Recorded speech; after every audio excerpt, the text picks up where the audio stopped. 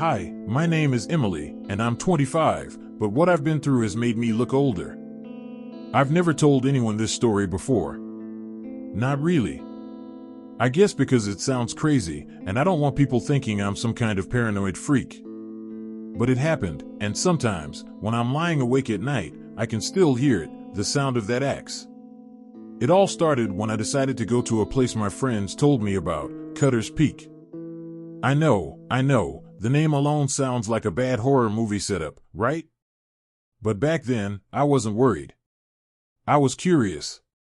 My friends, Becca and Jake, brought it up one night when we were swapping spooky stories.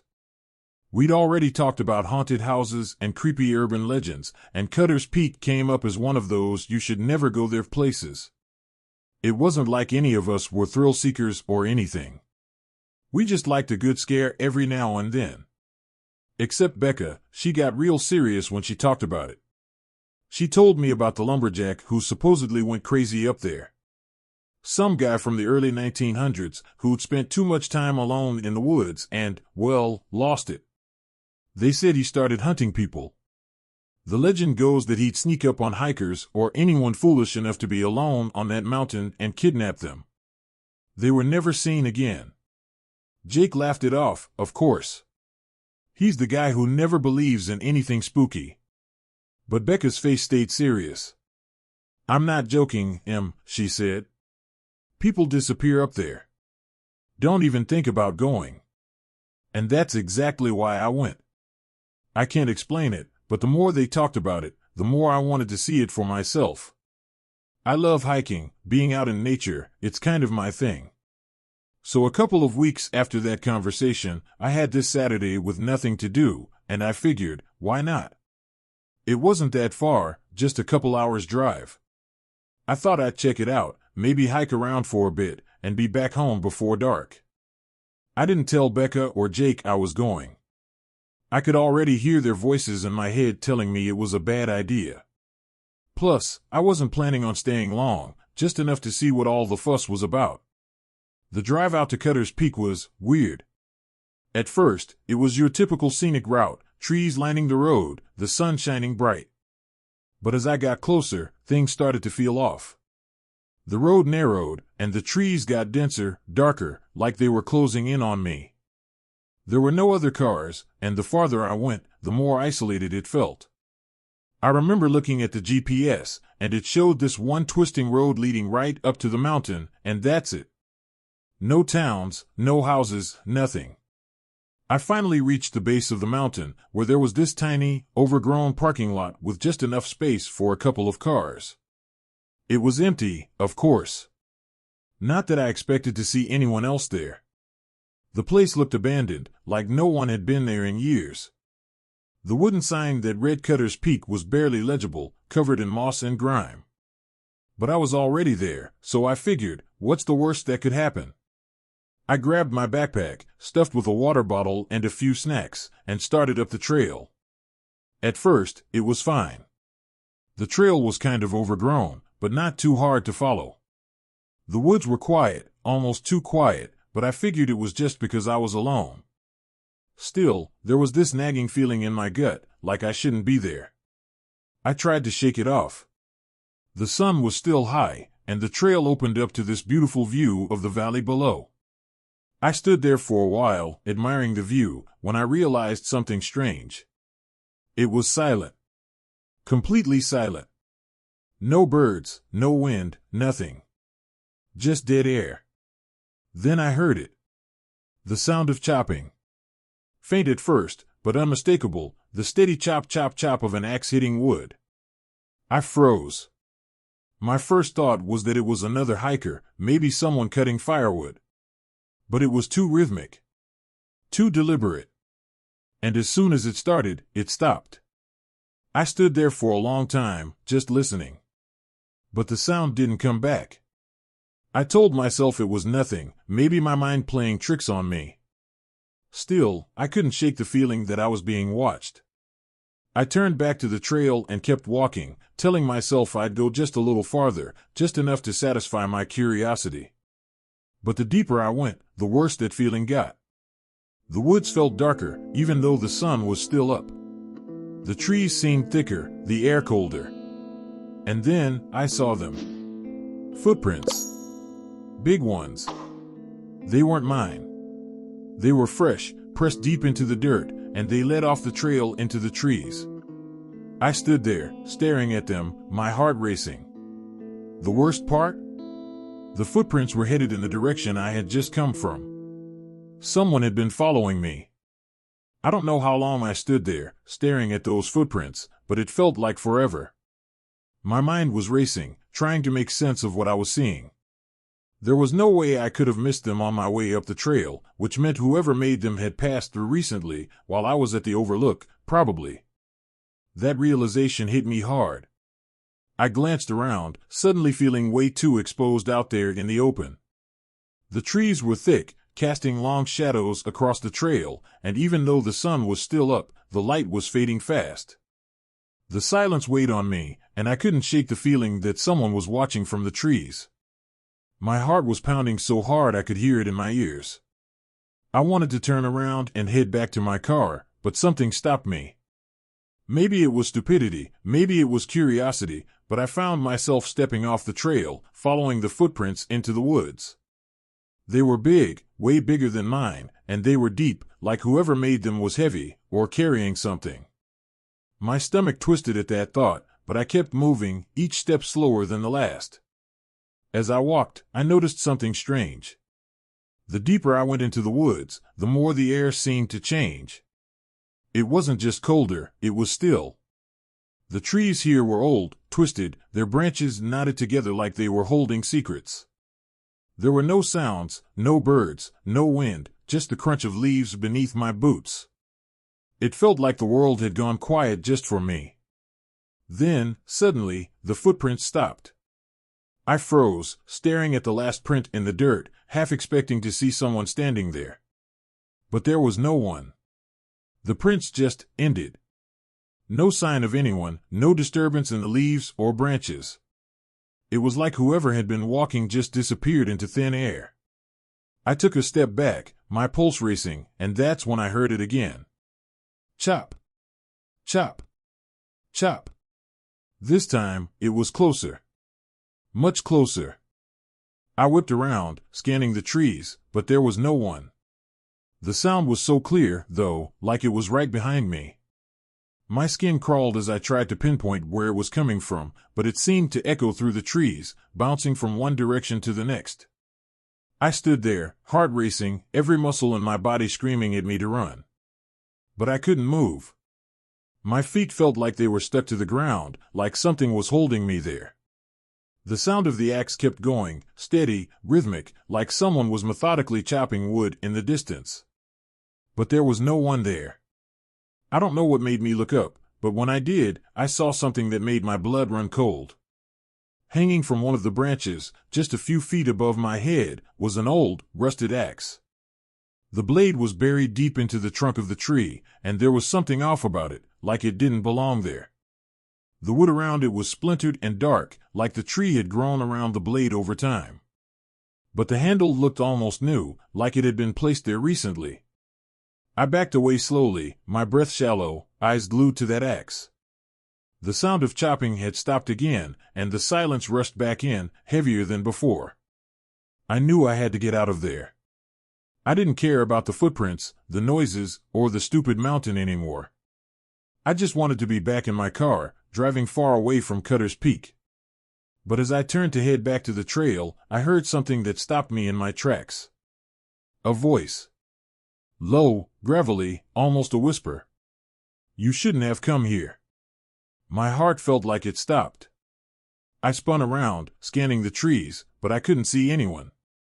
The voice had been close, though, way too close.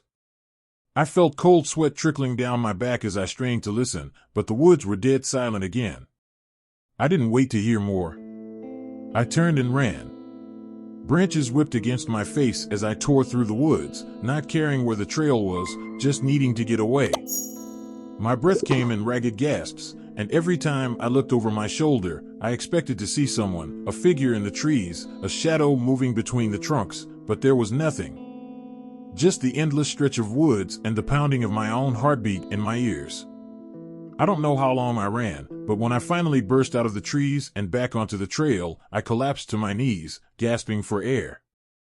My legs were burning, and my heart felt like it was about to explode. I glanced back at the woods, half expecting to see someone emerge from the trees, but the trail was empty. I scrambled to my feet and bolted down the trail, not stopping until I could see the parking lot through the trees. My car was still there, thank God. I ran to it, fumbling with the keys as my hands shook, and threw myself into the driver's seat. The second the engine started, I peeled out of that parking lot like my life depended on it. As I sped down the winding road, my mind was racing. What the hell had just happened? The footprints, the axe, that voice, it didn't make sense. None of it made sense. But one thing was clear, I was never going back to Cutter's Peak. I was about halfway down the mountain when I noticed something in the rearview mirror.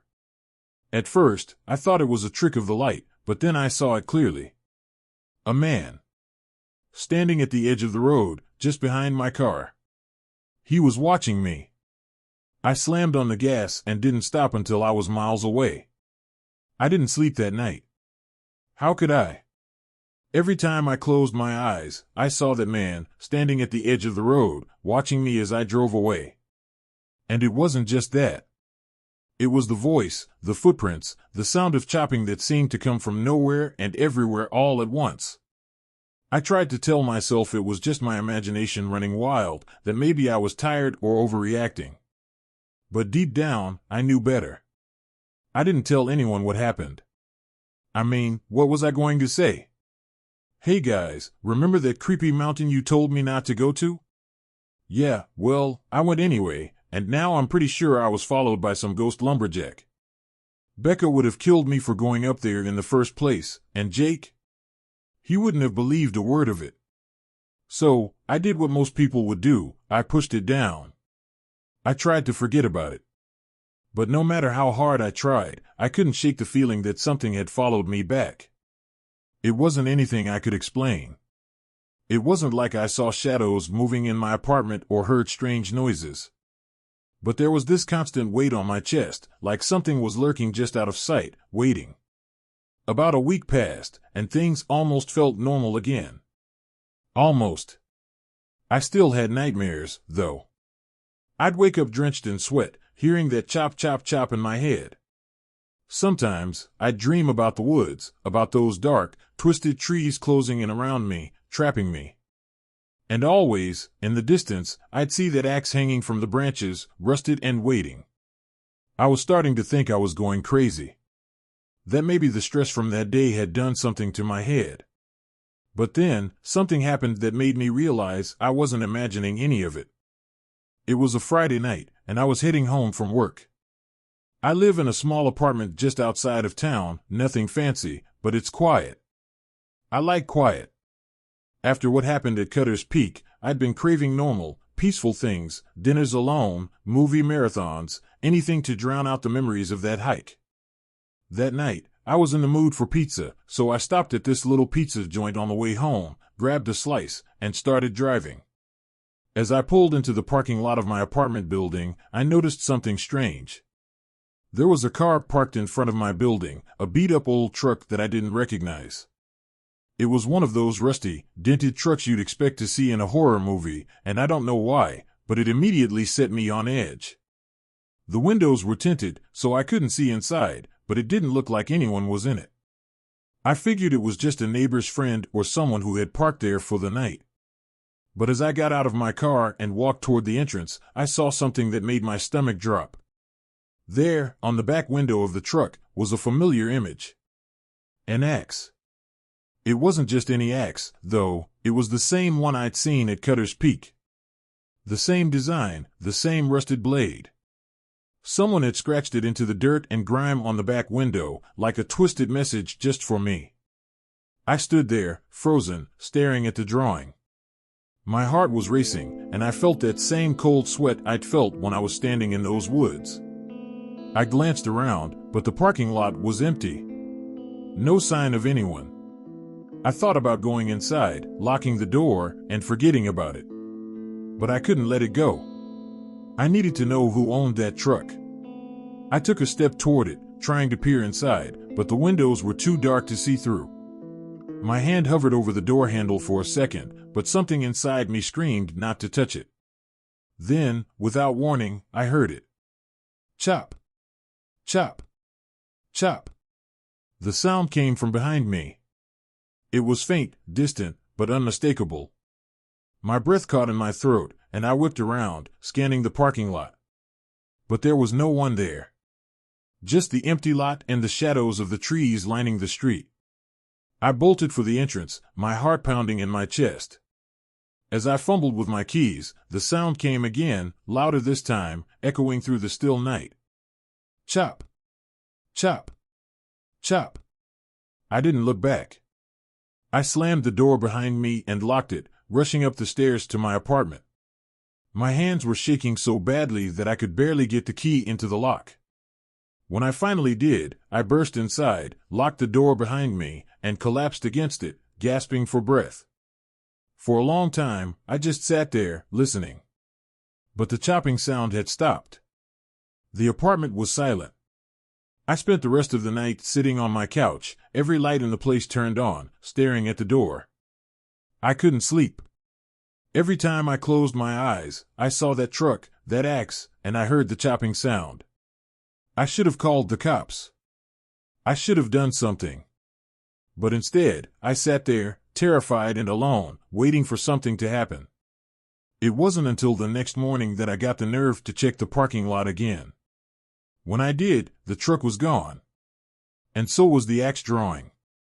I thought maybe I'd imagined it all. Maybe I was losing my mind. But deep down, I knew better. Something, or someone, was watching me. And they weren't done. I spent the next few days jumping at every little noise, constantly looking over my shoulder. I couldn't shake the feeling that I was being watched. No matter where I went, no matter how many times I told myself I was overreacting, the unease never left. The sound of that axe haunted me every time I closed my eyes. I didn't tell anyone about the truck. I mean, what could I say? That I saw an axe drawn in dirt and heard weird noises? It was all so intangible. I wanted to believe it was just stress, just my imagination. But deep down, I knew. I couldn't explain how, but I knew someone had followed me down from Cutter's Peak. One night, about a week after the incident with the truck, I was sitting in my apartment trying to watch a movie, desperately trying to distract myself, when I heard it again. Chop! Chop! Chop! It was faint, just like before, but unmistakable. My blood ran cold, and I muted the TV, straining to listen. The sound echoed faintly through the walls, like it was coming from somewhere outside. I got up, moved to the window, and peeked through the blinds. At first, I didn't see anything, just the quiet street below, lit by the dim glow of the streetlights. But then, I saw it.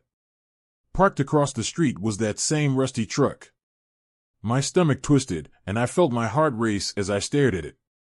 It hadn't been there a few minutes ago, I was sure of that. The sound of chopping stopped, replaced by an eerie, suffocating silence. I pulled back from the window, not wanting whoever was inside to see me. I don't know why, but I couldn't bring myself to call the police. What would I say? That I'd been hearing weird sounds and seeing an old truck parked outside? It wasn't exactly evidence. Instead, I grabbed my phone, ready to text Becca or Jake. I needed to talk to someone, anyone. But before I could even type a word, there was a knock on the door. 3 sharp, heavy knocks. I froze. Another knock. Bang. Bang. Bang. I couldn't breathe. My hand shook as I held the phone, staring at the door like it might fly off its hinges at any moment. I backed away, feeling the wall press against my spine, my heart hammering so hard I thought it might burst out of my chest. For a moment, everything was still. I held my breath, waiting for something, anything, to happen. Then I heard the voice. That same low, gravelly voice from the woods. Emily, it rasped, drawn out, like whoever was outside was savoring my name. Emily, open the door. My blood went cold. I squeezed my eyes shut, pressing myself harder against the wall. Maybe if I stayed quiet, if I didn't make a sound, they would go away. But the voice came again, louder this time, more insistent. I know you're in there, Emily. You shouldn't have come to the mountain. Now it's time to pay the price. My body trembled, and I clutched my phone like it was a lifeline, but my mind was blank. All I could think about was that axe hanging in the tree, those giant footprints, and that man I'd seen in the rearview mirror. He had followed me. I knew it now. He had followed me all the way down from Cutter's Peak. And he wasn't going to leave. Suddenly, the knocks grew louder, more forceful, pounding against the door with a rhythm that matched the chopping I'd heard before.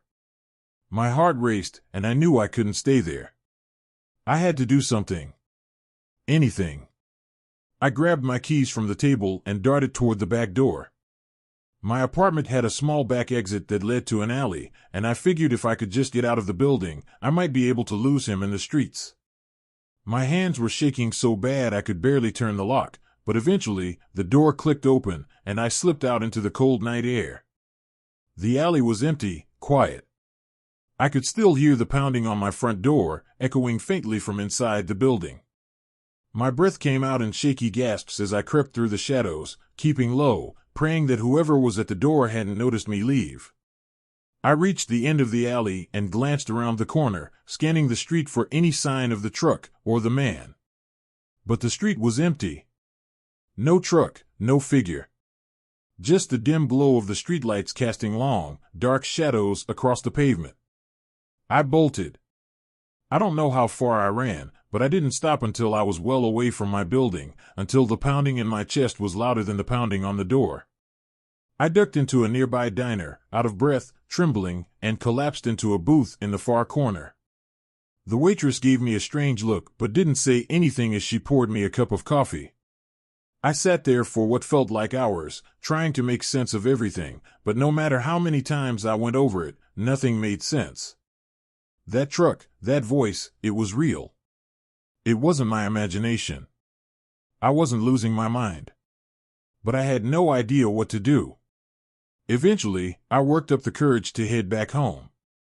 It was past midnight by then, and the streets were quiet, empty.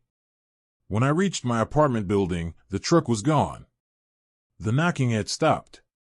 I stood outside for a long time, staring up at the dark windows of my building, wondering if it was safe to go back inside.